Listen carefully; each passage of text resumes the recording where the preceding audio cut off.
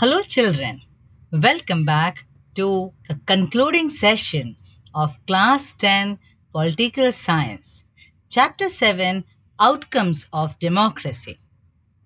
Till now, children, we have covered with the topics such as how to assess democracy's outcomes, how democracy is an accountable, responsive, and a legitimate government. Then we try to understand the economic outcomes of democracy, wherein we try to understand about the economic growth and development, both in dictatorial and democratic form of government. Then we try to understand how economic inequality and poverty can be reduced in democracy. If not, it can be completely eradicated. Then at the end, we try to understand how to accommodate a social diversity in democracies, which are the two conditions required to achieve these outcomes. Today, at the end of the chapter, we will try to assess how democracy seems to be better in promoting dignity and freedom of the citizens. So, let us continue with our today's topic. If you remember, children, in the previous part, we have seen the outcomes or the results of democracy in terms of accommodation of social diversity. Similarly, here we have to check the outcomes of democracy or the results that we get from democracy in terms of dignity and the freedom of the citizens. Children, do you know democracy stands much superior to any other form of government in promoting dignity and freedom of the individual, as every individual wants or expects to receive respect from fellow beings. The term democracy means people's power, and that is what you have been studying about democracy, right, till date. So, with that itself, we come to know that people are very important in democracy. People should be given foremost priority. Therefore, every individual expect to be treated equally, respectfully. Liberty should be provided to every individual and no discrimination among the individuals. But often we see that the conflicts arise among individuals because some feel that they are not treated with due respect. Democracies throughout the world have recognized that the passion for respect and freedom are its basis, at least in principle, if not in practice.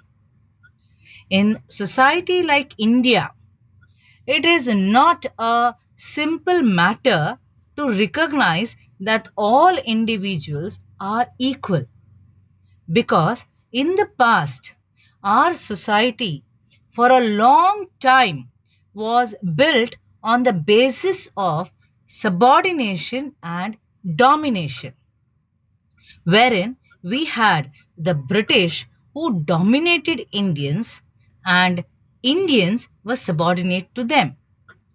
Even today, children, if you go to the remote rural areas, you will definitely find the concept of subordination and domination existing.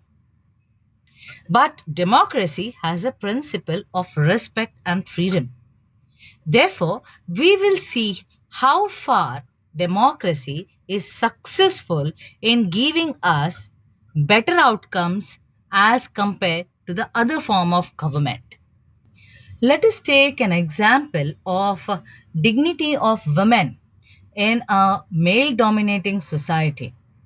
We have read in our history about long struggles by women to establish equality in the male-centric society.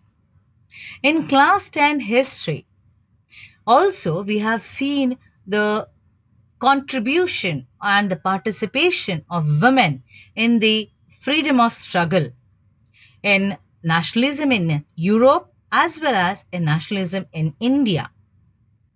But we have also seen that they have got their parliamentary rights, that is, right to vote, was very late.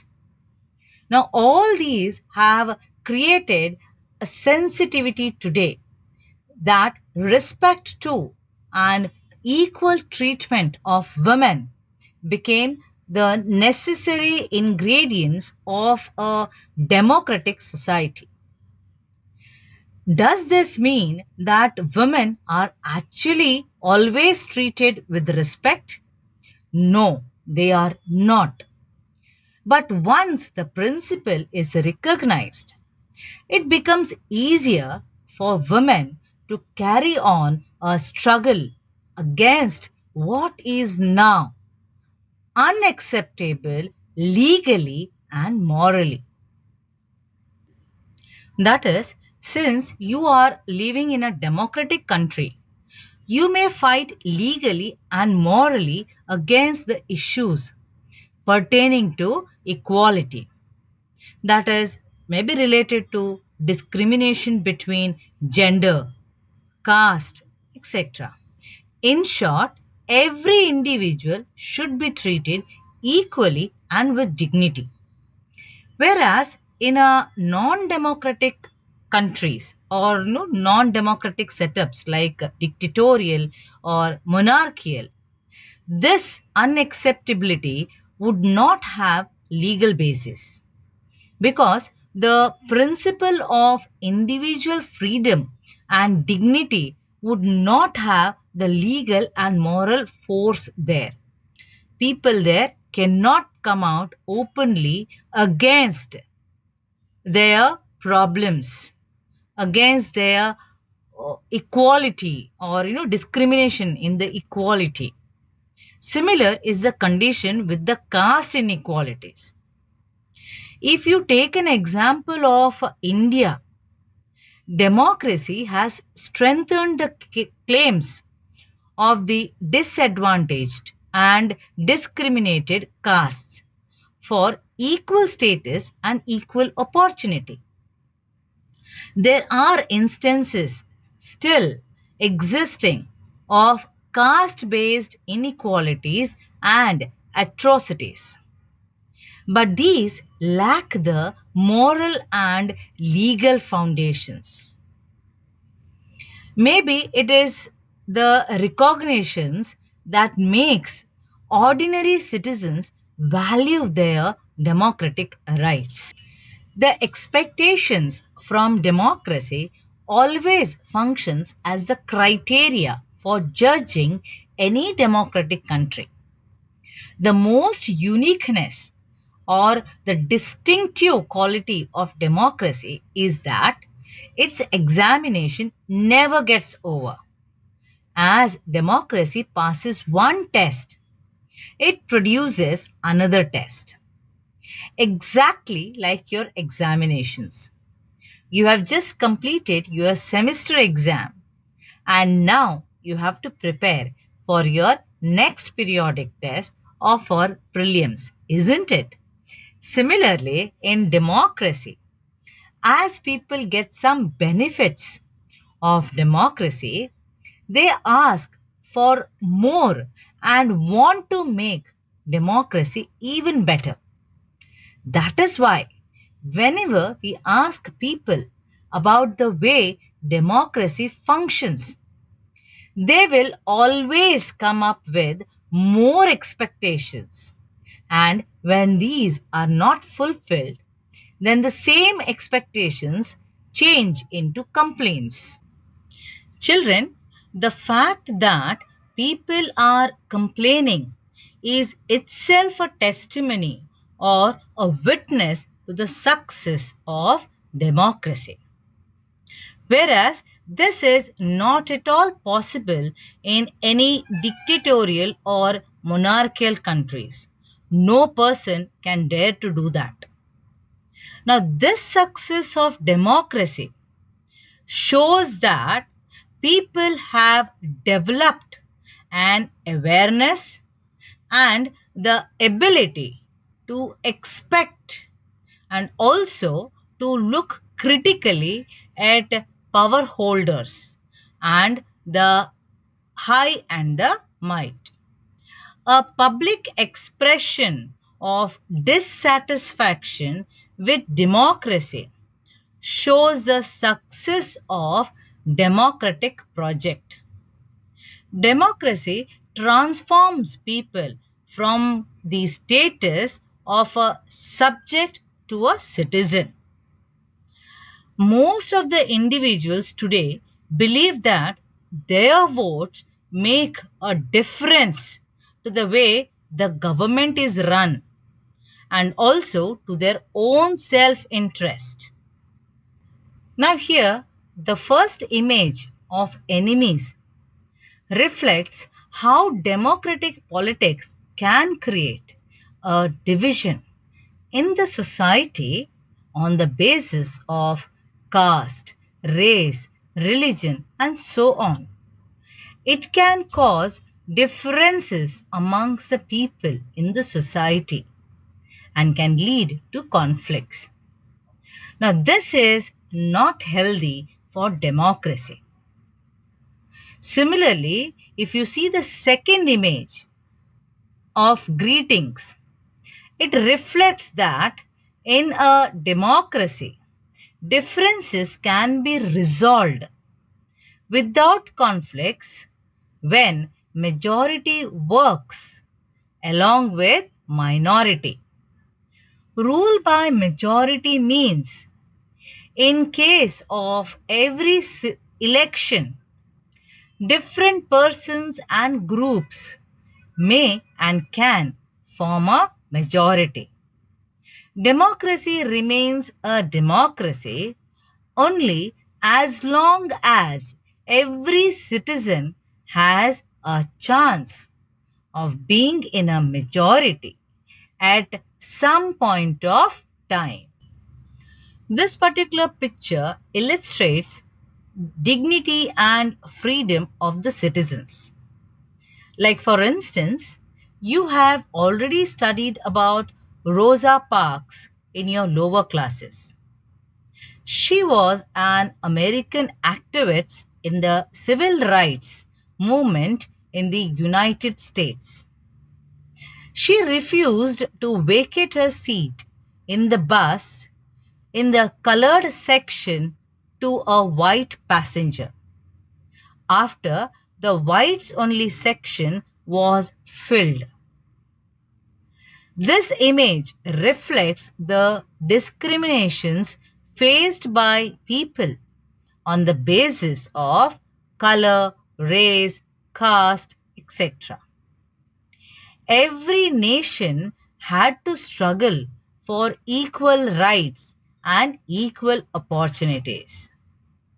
So children, with this, we end the chapter and I hope you have understood all the topics covered in this chapter very well. And now it's a quiz time to have a quick revision of whatever we have learned till now.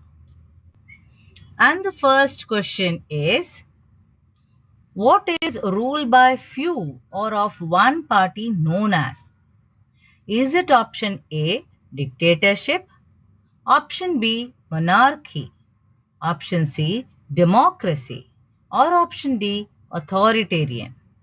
So what is the correct option? It is dictatorship. Dictatorship is the rule by few or of one party. Second question, democracy must produce harmonious dash life. Is it a political life, or option B, social life, option C, economic life, or option D, family life? What is the correct option? It is social life. Democracy must produce harmonious social life. Now the third question. Democracy stands much superior to many other form of government in dash. Option A, delaying decision making. Option B, promoting dignity and freedom to the individual or of the individual. Option C, being biased towards certain communities. Or option D, creating conflicts between communities. What is the correct answer? It is democracy stands much superior to any other form of government in promoting dignity and freedom of the individual. Right? Now, the next question is, in the context of assessing democracy, which among the following is odd one out? Democracies need to ensure option A, free and fair elections. Option B, dignity of the individual. Option C, majority rule. Or option D, equal treatment before law. So the correct answer is majority rule is an odd one out, right? Otherwise, all the other three options are correct. Democracies need to ensure free and fair elections. It need to ensure dignity of the individual, and also democracies need to ensure equal treatment before law. Now the last question here is, the political outcome of democracy is option A, accountable government. Option B, slow and steady economic growth. Option C, dignity and freedom to its citizens. Or option D, accommodation of social diversity. We want the political outcome of democracy. So what is the correct answer? It is accountable government. The political outcome of democracy is to have an accountable government. So children, with this, we have completed all the chapters of your political science as per your syllabus. Now you have to read the chapters very well in the textbook, as you are expected to answer any kind of questions given from the chapter. Study well, children. Take good care of your health and have a good day.